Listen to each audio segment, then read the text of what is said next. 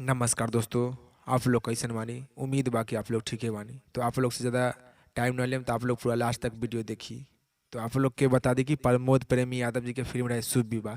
तो शुभ विवाह फिल्म के एगो गाना आयल रहे, लव के लिए बॉयफ्रेंड चाहिए, करीब एक दिन पहले SR के म्यूजिक के यूट्यूब पर।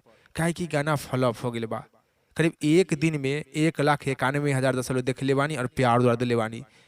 तो प्रमोद प्रेमी यादव जी के ये गाना के अनुसार बहुत ही कम व्यू मिलल बा।